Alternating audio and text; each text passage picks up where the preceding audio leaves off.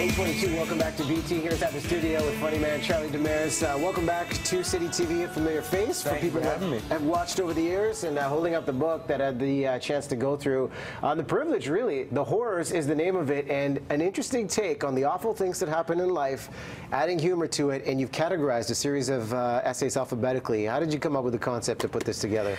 You know, I was invited into Douglas and McIntyre by Trina White, who was then the publisher, and she wanted to do something with me, and I wanted to do something with D&M, and I knew I wanted to write humor essays, and suddenly this sort of structure popped into my head of trying to write a funny essay about a horrible subject for every letter of the alphabet. I figured it would let me kind of do big picture stuff, it would let me tell very personal stories, and the result is, I guess, the book that you have. The distinction between the personal stuff and the big political stuff ended up kind of falling apart. The whole book ends up being kind of a, weaves between those two worlds. It's very intimate in parts. I think if you read this book, you know me. I think that's fair to say. Like it definitely gets pretty raw, but that's one of the advantages of working against a tight deadline, is you don't have time to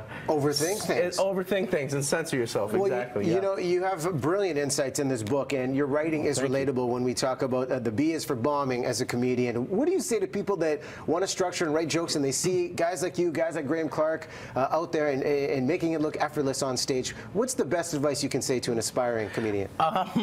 Do not fall for the effortless look. Yeah, it's the best advice I have for an aspiring comedian is get up on stage, find out how it feels.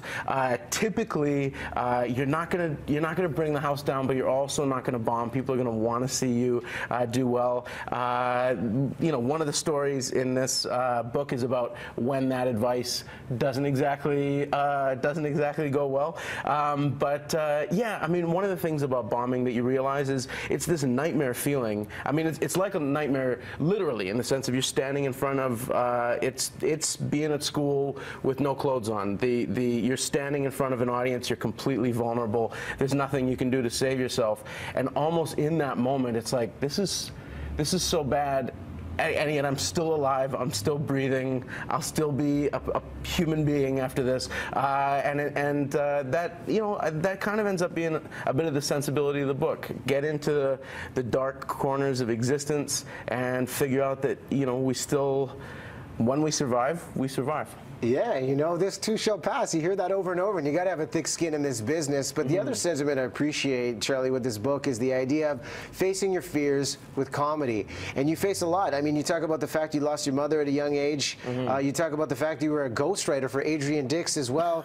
Yeah. This idea of writing jokes also for somebody else, how do you approach that so the voice is authentic when you're writing jokes for another presenter? Well, one of the interesting things about writing jokes for Adrian Dix during the last provincial election was he insisted that all of the jokes be at his own expense. He wanted to write all self-deprecating jokes. So not only was I writing jokes for somebody else, but I had to write self-deprecation that was not self-deprecation. It was just deprecation.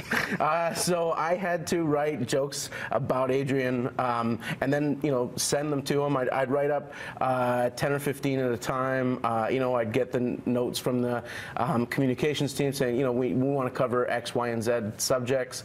I try and sneak in a couple jokes about Christy Clark. He would never bite. He would never go for them. It was actually a lot of fun, because you get to put these jokes out in the world. Nobody knows you've written them. You really get to know an honest, people's honest opinion of how they thought it went. And there was one week where Adrian gave a speech at the Vancouver Board of Trade, and 2 or 3 of the jokes made it into a Von Palmer column at the Vancouver Sun, and that felt pretty good to feel like a couple of jokes had snuck into the conversation. Nobody knew I'd put them there.